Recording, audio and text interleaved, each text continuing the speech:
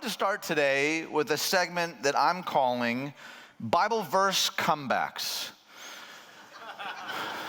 This is if you're ever in an argument and you just want that perfect Bible verse for a comeback, this section will be for you. This section doesn't feel right though without like some musical accompaniment though, right? Like, Ben, would you come back here, please, Ben, just for a second? Thank you. Keep it up for Ben, please. Ben's going to create some ambiance for our Bible verse comebacks. Are you guys ready? All right.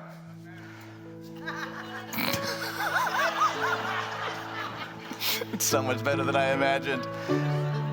All right, let's get started. Job 13:5. If only you would be silent and let that be your wisdom.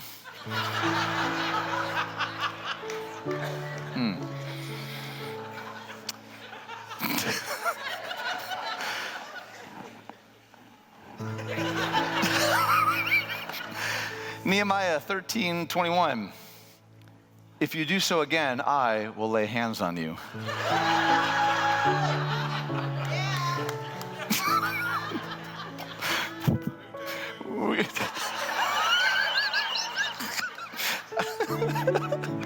I'm not mature enough to get through this, you guys. 1 Thessalonians 4:11. You should mind your own business.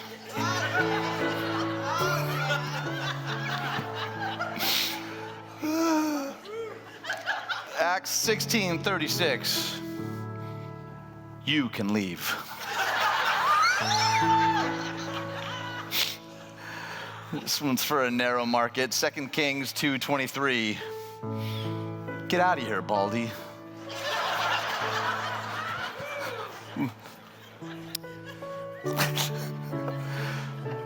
Matthew 17:17. How long must I put up with you? And then lastly, 2 Kings 2:3. Yes, I know. Be quiet. And that has been Bible Verse Comebacks. You gotta give it up for Ben. Thank you. This, my friends, is why context matters so much. This is exactly why we've been doing this series. We've been asking this really important question that a mentor asked me. Is this biblically sound or just sound biblical? And many of us know how easy it is to pull a verse out of context to say whatever it is that we want it to say. And so far we've looked at these phrases. God won't give you more than you can handle. God helps those who help themselves. Last week was everything happens for a reason. And today we're looking at the phrase, God is my co-pilot. Now I recognize that this is one that we probably don't hear nearly as much. This is more of like a posture that many of us hold. Now the history of this phrase is pretty interesting. It comes from this man right here, Colonel Robert L. Scott. And on his first mission, guns pierced the armor of his P-40 Warhawk. He made it back safely, but was immediately brought in for medical treatment. As the doctor worked on him, his aide asked, Colonel, you fly a plane, shoot guns, talk on the radio. Do you do all these things alone? To which Scott replied, where would anyone else sit? No, I don't need any help. I'm a fighter pilot. And then the doctor interjected and said, you are never alone up there. You have the greatest co-pilot in the world, even if there is room for just one in that fighter. And this response blew Colonel Scott's mind. In fact, he sat up and thought of the phrase, God is my co-pilot. He would later give his autobiography the same title. It became an instant bestseller, selling millions of copies, and was eventually made into a film. But today, the idea of God as my co-pilot has morphed a little bit, hasn't it? Where God is sort of sitting next to me in the cockpit on the aircraft of my life. And at first, the saying doesn't sound all that bad. It's sort of like, okay, as I'm piloting the plane of my life, God is sitting right next to me, and he's giving me guidance on where to go and what to do and how to live my life. It doesn't sound awful, which is part of what makes this phrase so dangerous. On the surface, it sounds pretty good, like someone who takes the relationship with God seriously. Yet at the end of the day, I'm going to argue that I don't think it's a good way to think about our relationship with God at all. You see, like overtly bad things are easy to spot, right? Most of us would probably agree on most of what, like, okay, that's a thing that we should avoid. But I found that we can spend tons of energy on good things that keep us from the great things that God has for us. Or put it another way, often good things are the enemy of the best things. The bad thing, we know to run away from the bad things, but often the good things become the counterfeit that keep us from the very best things. God as your co-pilot may seem like a good thing, but I want to encourage us to not let the good steps that we have taken stop us from the great things that God has for us. So to illustrate that, we're going to take a look at a good guy, who put God in the co-pilot seat of his life. Matthew 19, starting in verse 16. It says, just then a man came up to Jesus and asked, "Teacher, what good thing must I do to get eternal life?" So commentators argue that this guy is probably somewhere between 20 to 40. He's likely some kind of religious lay leader, even possibly a Pharisee. And he wants to make sure that he's in the clear, right? That he's done what God expects of him. Now, Jesus responds with an answer that any young Jewish man would have known quite well in the first century Middle East. He says, "Why do you ask me about what is good?" Jesus replied, "There's only one who is good. If you want to enter life, keep the commandments." So Jesus says, keep the commandments. That's pretty simple, right? This guy was likely very aware of them. And then the man asks this, which ones? Okay, I'm glad you're laughing because I love the honesty of this question, right? It's almost like the guy's asking, listen, I know that God gave us 10. He doesn't expect me to do all of them, right? Like, what does he expect Jesus to say? Like, just follow 1, 3, 5, 7, and 9, because the even ones are just for filler, right? Like, what was he expecting Jesus to say? And here's how Jesus responds. You shall not murder, you shall not commit adultery, you shall not steal, you shall not give false testimony, honor your father and mother, and love your neighbor as yourself. All these I have kept, the young man said. What do I still lack? So just to kind of like catch us up here, Jesus gives a list of commands, right? To which the young guy responds essentially with, awesome, I've not done any of those things. Now little did he know that Jesus was actually leading him toward the one thing Jesus knew this guy was still holding on to. Verse 21, if you want to be perfect, go and sell all your possessions and give that money to the poor, and you will have treasure in heaven. Then come follow me. Now, this guy has most likely already certainly given to the poor in the past, because giving of alms was one of the pillars of piety within Judaism. And for some people, selling everything they had would have maybe even been easy. There were probably people even listening like, that's not hard for me. I don't have that much to begin with. But not for this guy. Verse 22, when the young man heard this, he went away sad because he had great wealth. So Matthew tells us that this guy is rich, like rich. Like Scrooge McDuck swimming through gold coins, kind of, like, you know what I'm talking about? Like, this guy is loaded. He had a lot to hold on to. And so Matthew says that he turned away sad and left. Now, there's something that I had never really noticed before, and many of us know this passage really well. In Jesus' first response, he lists some of the 10 commandments, and the guy says, great, I'm good there. But then Jesus goes on to give him something that isn't in the 10 commandments, to sell all of his stuff. Now, why would Jesus do that? Something that we see throughout the Bible is that God isn't only interested in our obedience, as important as that is. God's ultimate interest is our heart. This man's wealth had become his identity, his power, his purpose in life. In a real sense, it had become his God. And so when this guy approaches Jesus and asks what he has to do to get eternal life, he's basically asking, what do I need to let go of so I can have abundant life? And Jesus lists off a few things, and the guy's feeling pretty good. But remember, the guy still goes on to ask this question, what do I still lack? What do I still lack? Think about it. Why would he ask that? Jesus has already given him the list. The guy has already checked all of the boxes. Why didn't the guy just say, great, thanks for your time, Jesus, and go on his merry way? I think personally this guy asked this follow-up question because he knew something wasn't right.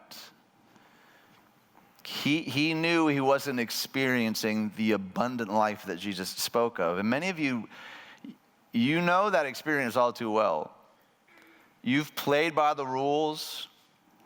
You've checked all the boxes, you've done the Bible studies and the small groups, and your church attendance is impeccable, and yet there's still something in you that feels empty.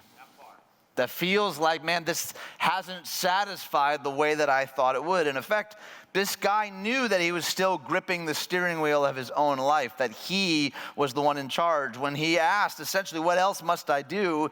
Jesus basically tells him, you need to let go of the steering wheel of your life. Now, I have a 2-year-old at home, and one of his favorite toys is this monstrosity. And I call it a monstrosity because of this. This is what happens when you turn it on. You ready? Just come along, we'll take a drive. There's so much to see. Stop it, stop. It doesn't stop. It just keeps on. It keeps on. I haven't pressed anything, by the way. And it will just keep doing this until I actually turn it off or take the batteries out and throw them across the yard. Now, Ezra loves this thing, right? And he would sit on the floor and he would take this steering wheel and he would drive it like it moves and this little thing until he realized the steering wheel in our van. And I want to be very clear for legal reasons, the keys are always out during this part of the story.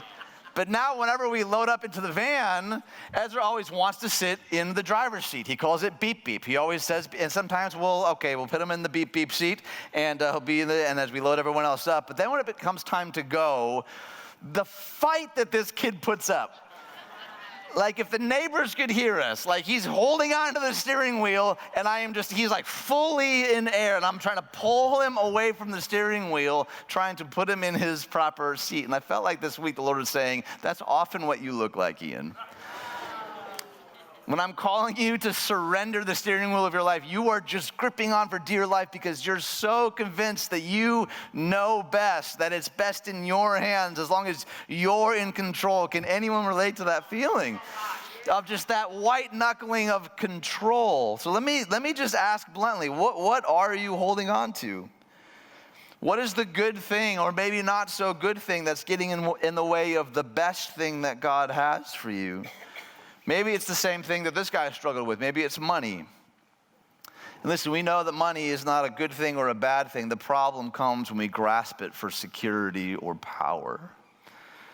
Maybe it's success that you think will bring you purpose and meaning. This could be success at work or with friends or at home. Maybe the steering wheel you're gripping is people-pleasing. You're endlessly seeking the approval of others and you're constantly distracted by the goal of trying to please everyone else. Or maybe it's just pleasure. In the midst of the difficulties of life, you just want an escape. When we lack purpose, we often distract with pleasure. And so you chase after sex or food or entertainment or alcohol or something else to try and escape, if only for a moment. Maybe it's perfectionism. You can't accept any of your flaws or let go of any of your mistakes. Maybe for you, maybe it's a grudge, maybe it's unforgiveness, maybe it's bitterness, maybe it's a dream not realized. Just like the guy that approached Jesus, a lot of us are frustrated because we've done a lot of good things in our life, and yet we're still asking, what else, God? What do I lack? What must I do to get the real life that God has for me?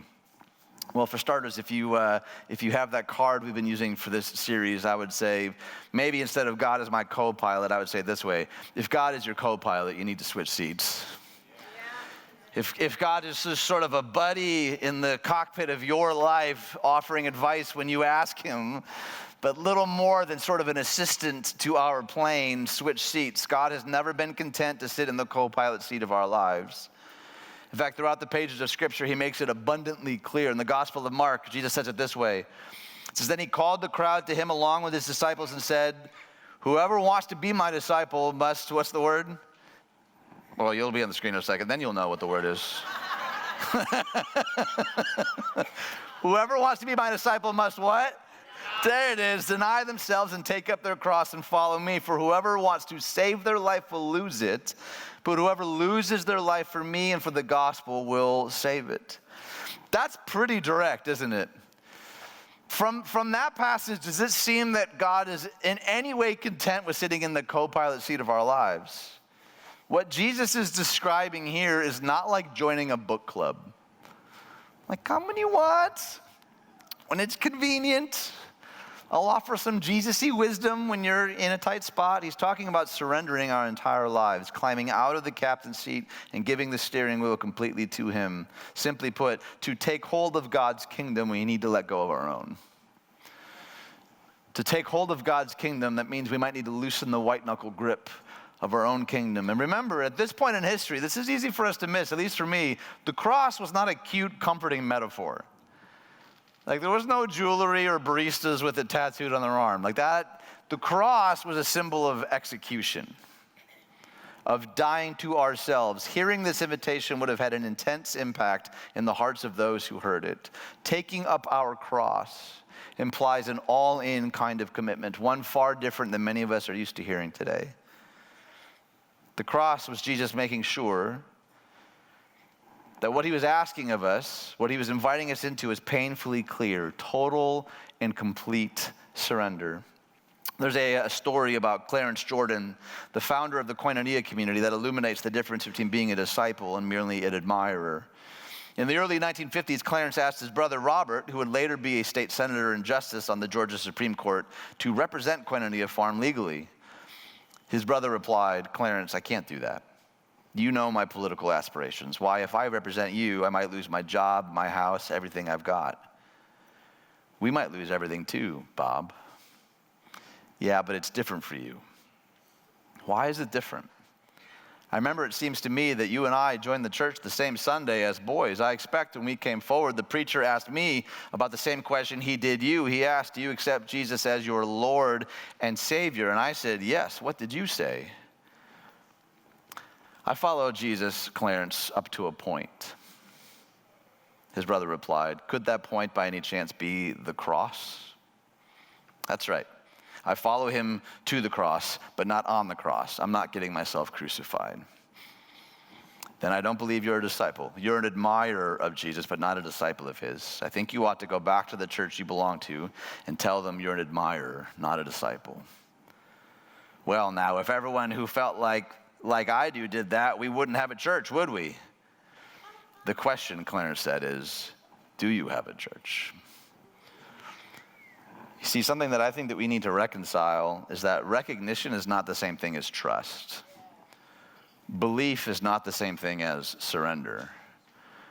I mean, James tells us, yeah, even the demons believe that there's one God. Yeah, good. And they shuddered. At least they had a physical response. Recognition is not trust, and belief is not surrender.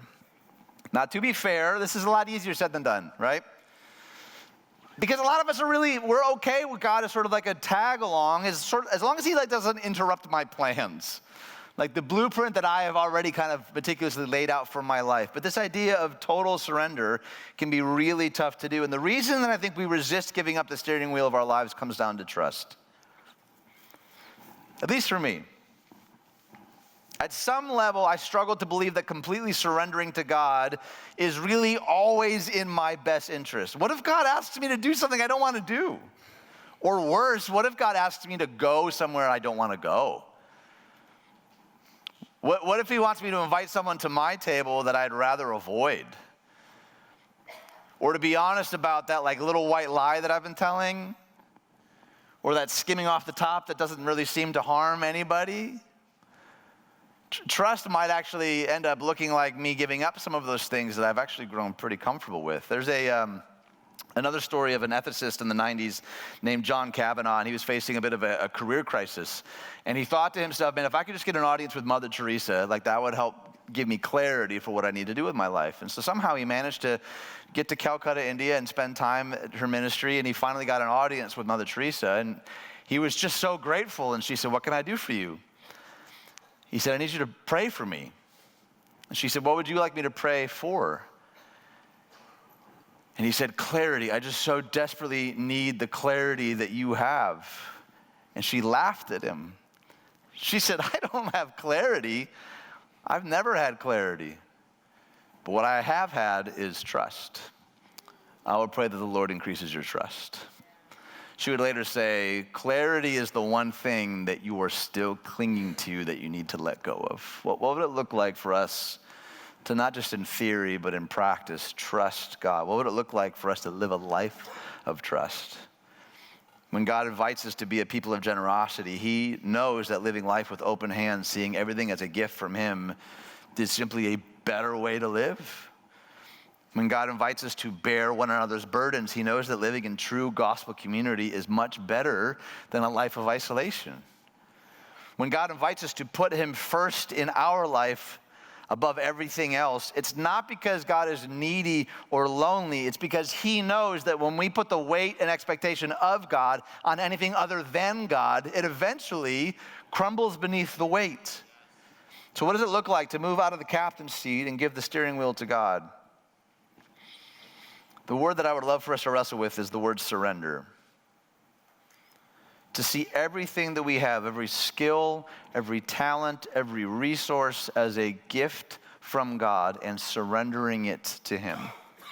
I think Dietrich Bonhoeffer captured this idea well when he said, salvation is free, but discipleship will cost your life. Salvation is free, the gift of grace. But to follow Jesus, and we have to remember that these first Christians were not called understanders of the way, admirers of the way, believers of the way. What were they called?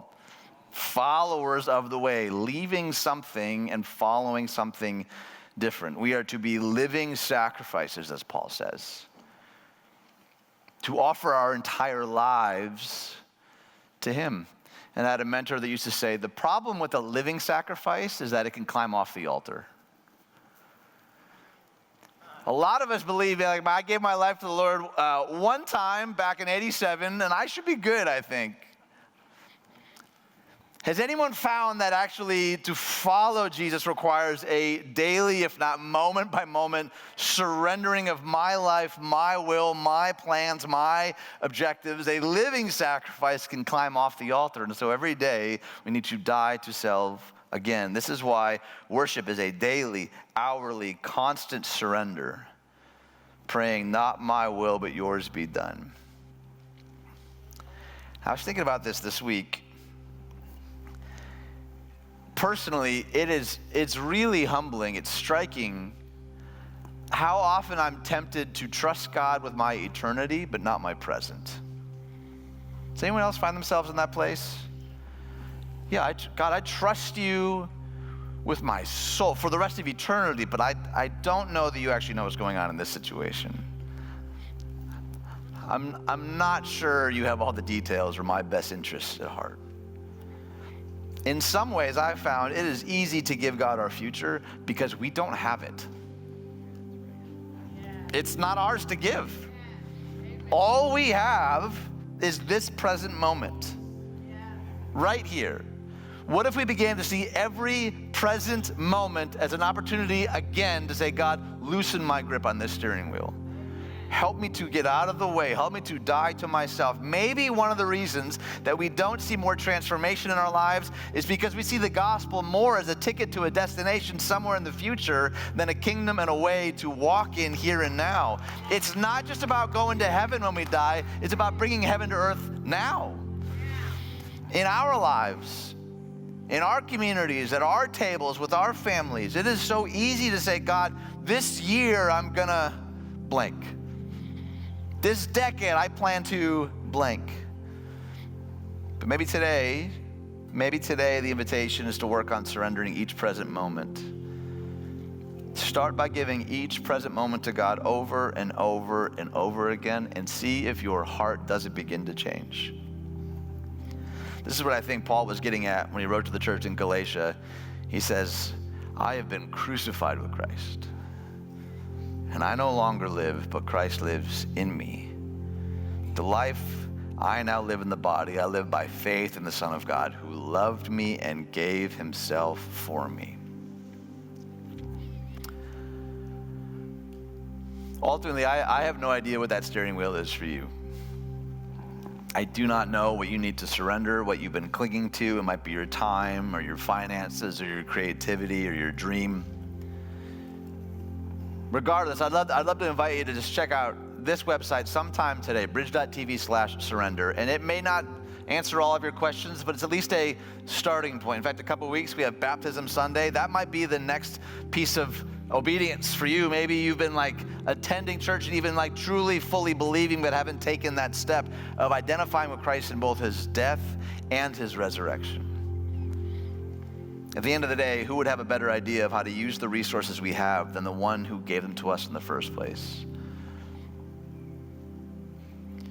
The invitation for all of us might not be to sell all, but it is to surrender all. The song is not "I surrender some." This is why we begin every week with the posture of open hands. Because I've found in my life that it's really hard to receive anything with clenched fists. So I don't know what it is that you've been holding on to. But here's what I want us to challenge us to do.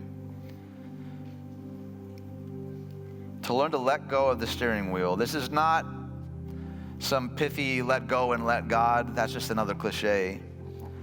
The point isn't to passively sit back and say, well, whatever God wants to happen will happen. No, we're called to join God in the work of bringing hope and healing and restoration and love and grace to the world. That's what my youth pastor encouraged us to pray every morning. God, where do you want to go today? What if with that simple prayer we began every day? God, where do you want to go today? I have an idea. I have a plan. Maybe even an agenda. Where do you want us to go today? God designed us to actively live in partnership with him, but we need to get out of the driver's seat. So I want us to try something today that's maybe a little different. I want to ask everyone, wherever you're at, by the way, online, Columbia, Murray, Perry County Jail, here, I want you just to close your eyes for a second. I want you to close your eyes and pretend, if you would, that you are gripping a steering wheel. I want you to actually put your hands out in front of you. I want you to pretend like you are gripping a steering wheel tight. Like, hold it like you're driving through a blizzard. Like, grip it till your knuckles turn white. I want you to honestly ask yourself, what have I been holding on to? What person, idea, pain, goal, grudge, dream, or possession have I been clinging to that I need to fully surrender to God? Maybe for the first time or the 100th time. What areas of my life have I insisted on being in the driver's seat that I need to let God take complete control of?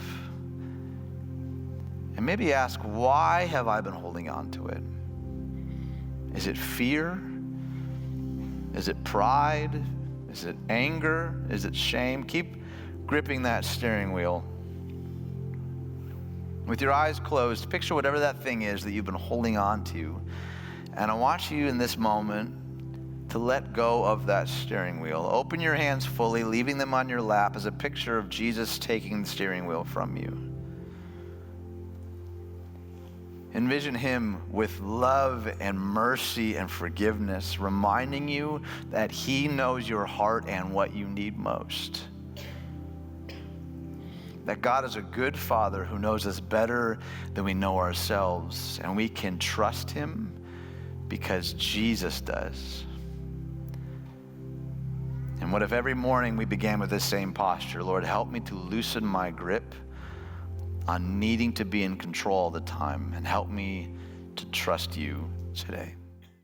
Hey everyone, thank you so much for joining us on our YouTube channel today. I hope that you felt the welcome home of Christ right through your screen. Here we believe that the gospel is good news worth sharing. So if you'd like to share this stream with your friends and family, you can also subscribe to this channel, and you can use @BridgeChurchTN. Also, if you'd like to give, there's a link in the description there you can click, and it'll walk you through all the steps. And if you'd like to stay connected with us, you can simply head on over to bridge.tv. Hope to see you again soon.